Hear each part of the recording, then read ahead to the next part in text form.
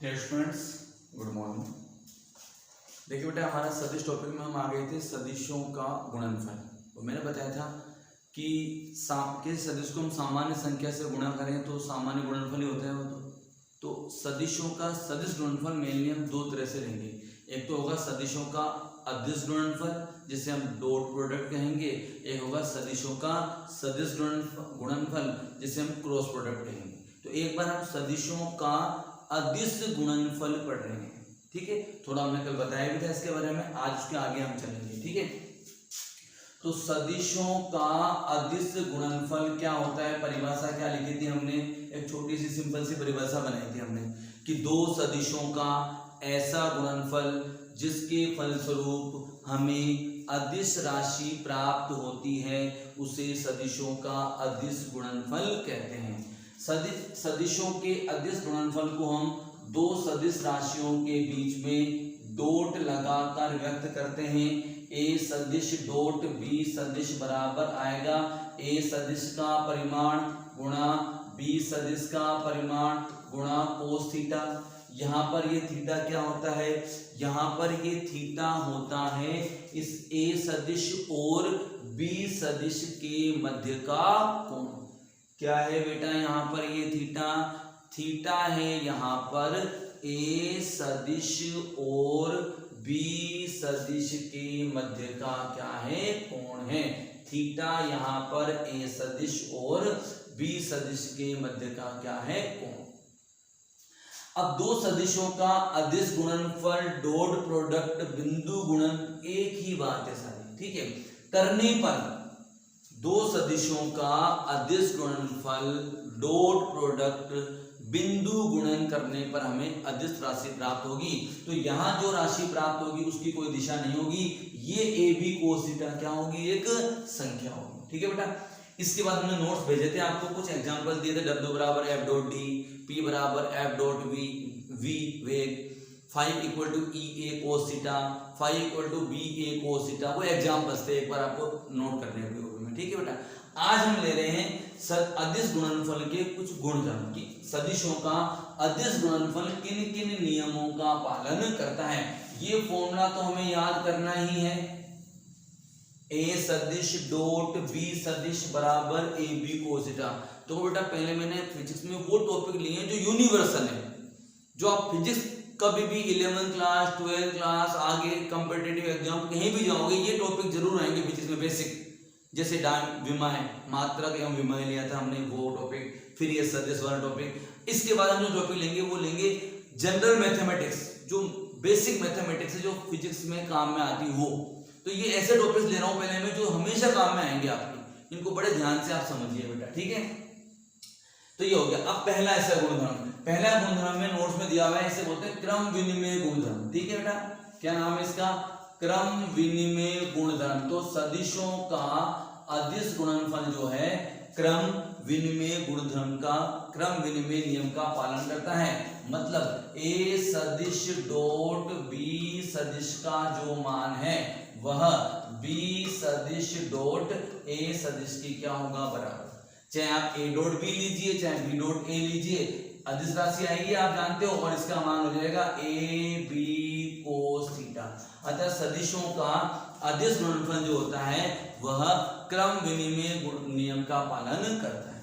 दूसरा बंटन नियम, आप जानते होंगे बंटन नियम का भी पालन करता है। बंटन नियम ये देखिए इस तरह से होता है, ये जैसे मान लीजिए ए सदिश डॉट बी सदिश प्लस सी सदिश है, तो आप इसको क्या लिख सकते हैं, ए सदिश डॉट बी सदिश प्लस ए सदिश डॉट सी सदिश भी लिख सकते हैं, ठीक है। यानी इसको आप बांटकर अलग अलग भी लिख सकते हैं, यानी दो बंटन नियम का पालन करता है। अब देखिए नंबर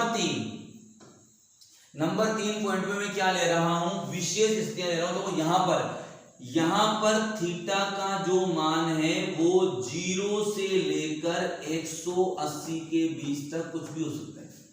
0 भी हो सकता है, 180 हो सकता है, और 0 से लेकर 180 के बीच का कोई भी मान आ सकता है। तो हम बात करें थीटा बराबर 0 है मान लीजिए, तो थीटा बराबर 0 होने पर ए सदिश डॉट बी सदिश का मान ए का परिमाण गुणा बी के परिमाण के बराबर आएगा कि नहीं आएगा बताओ, क्योंकि थीटा 0 और कोस 0 का मान आप सभी जानते हैं, ये मान सबको मालूम है।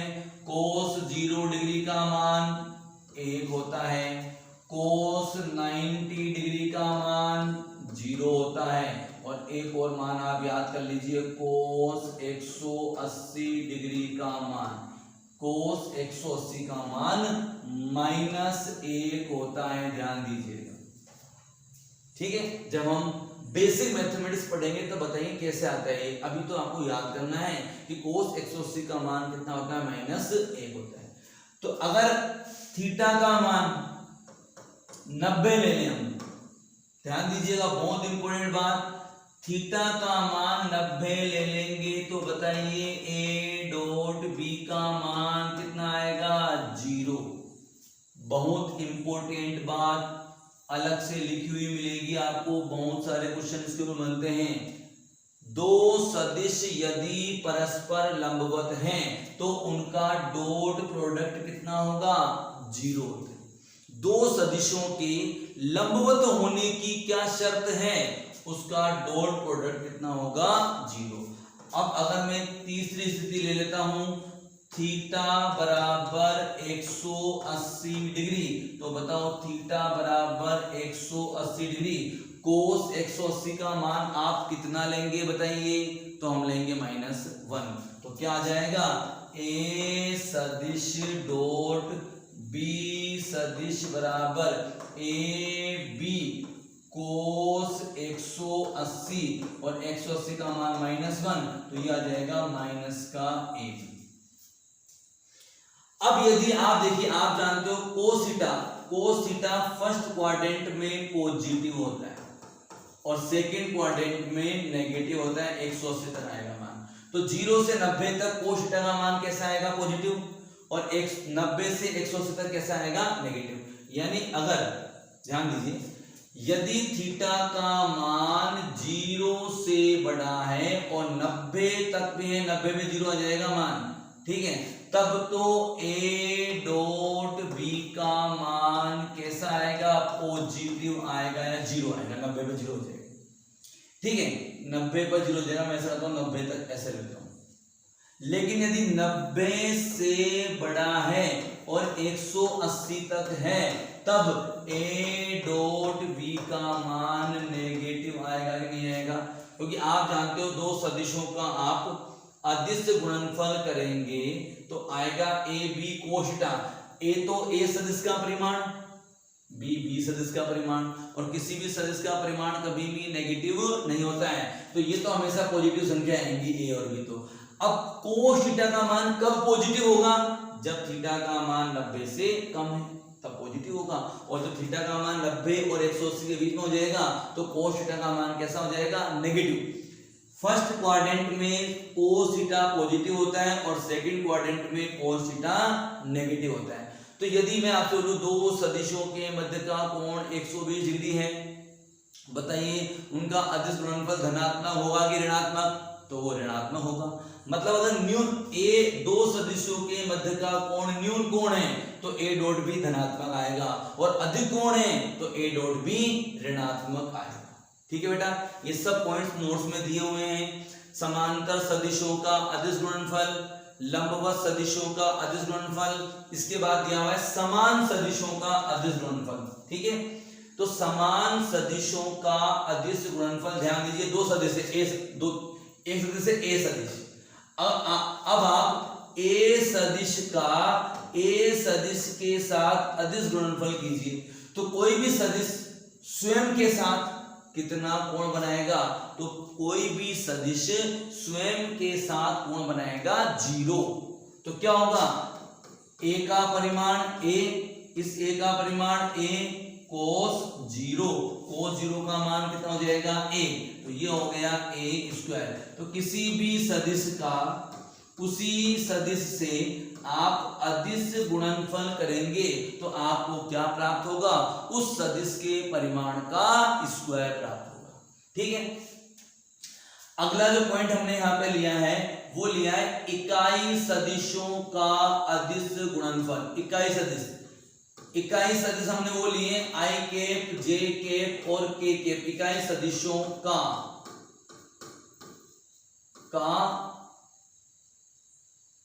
अदिश गुणनफल। ठीक है, नोट्स में देखिए आप, अदिश गुणनफल, इकाई सदिशों का अदिश गुणनफल।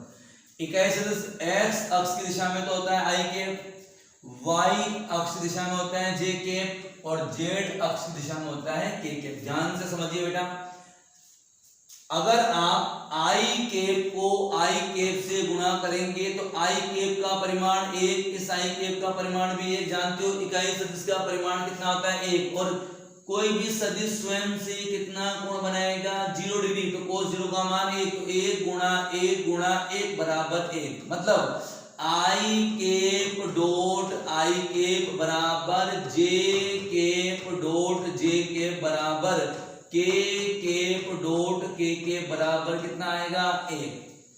समान इकाई सदिशों का गुणनफल करेंगे तो हमें क्या प्राप्त होगा 1। अब देखिए आई को जैसे कीजिए आई कैप डॉट जे कैप, चाहे जे कैप डॉट आई कैप, कुछ भी कर लीजिए आप, ये क्रम विनिमय नियम का पालन करता है। जो मान इसका आएगा वही मान इसका आएगा।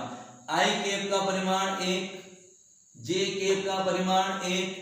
अब बताइए दोनों के बीच का एंगल, तो आई कैप तो है एक्स अक्ष की दिशा में इकाई सदिश, जे कैप है वाई अक्ष की दिशा में इकाई सदिश। तो आई कैप और जे कैप यानी एक्स अक्ष और वाई अक्ष के मध्य कोण कितना होगा 90 डिग्री, और cos 90 का मान 0।